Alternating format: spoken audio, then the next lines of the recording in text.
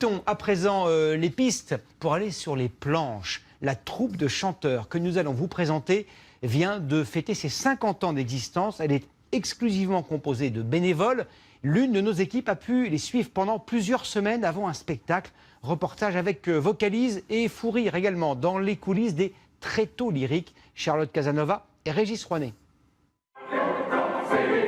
Le voyage dans la lune, un opéra comique de Jacques Offenbach, un orchestre symphonique, des dizaines de costumes, sur scène 45 artistes chanteurs, face à une salle comble et un public conquis. Une vraie fantaisie osée et amusante. Ils sont géniaux, je sais pas comment ils font. Un spectacle aux allures de grosse production. Et pourtant, tous ces chanteurs sont des amateurs. Donc là, vous criez et vous allez tout de suite chercher les hallebardes. Ils appartiennent à l'association Les Tréteaux lyriques. Il leur a fallu plus d'une année pour pouvoir accomplir cet exploit. Nous les avions rencontrés un peu avant cette représentation. Ce matin-là, nous les rejoignons dans le parking d'un immeuble. C'est là qu'ils s'attellent à la construction de la Lune. Okay.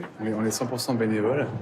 Et ce qu'on aime bien justement, c'est qu'on est encadré par des professionnels pour avoir un spectacle de qualité dans lequel on s'investit à 100% en plus de nos activités par ailleurs. Ce metteur en scène professionnel est l'un des rares à être payé par l'association. On vient vous voir, on vous dit on veut un bon spectacle et on vous en confie la charge. Donc il n'y a pas de discussion. Moi, c'est un espace de liberté extraordinaire. Plus de 100 bénévoles consacrent une grande partie de leur temps libre à la réalisation du spectacle. Leur motivation doit être maximale. Les recettes sont toutes reversées à des associations caritatives. Il y a les répétitions jusqu'à 2 soirs par semaine et de nombreuses heures, week-end compris, consacrées à la conception des costumes et du décor. Noémie vient de lancer une start-up. Alors comment ça se passe? Là j'ai mon ordinateur dans mon sac et dès que j'ai fini de mettre ma pâte à bois, je vais aller checker mes mails. Jean-Pierre a rejoint la troupe il y a une quinzaine d'années. C'est pas pour la peinture que je suis rentré au Tréteaux lyriques, je vous rassure. Je suis rentré dans la troupe pour être sur scène, chanter, jouer.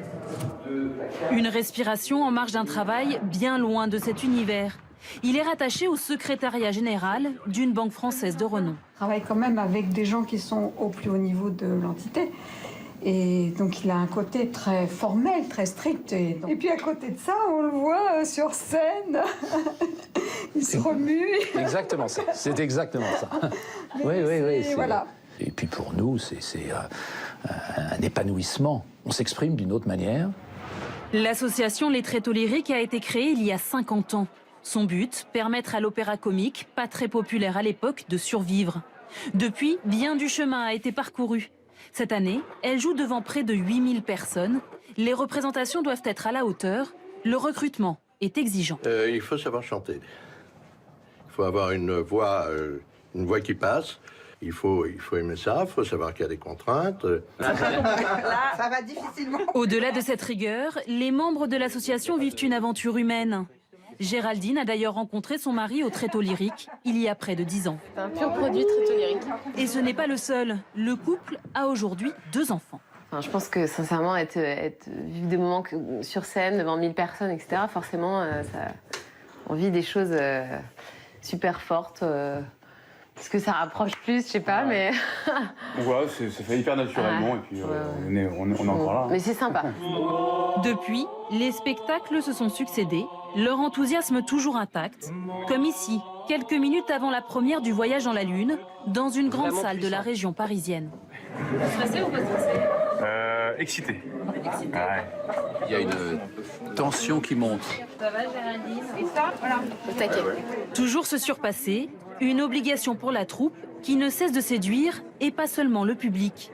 Les candidatures sont nombreuses, les places rares. Très peu de membres choisissent de quitter cette aventure.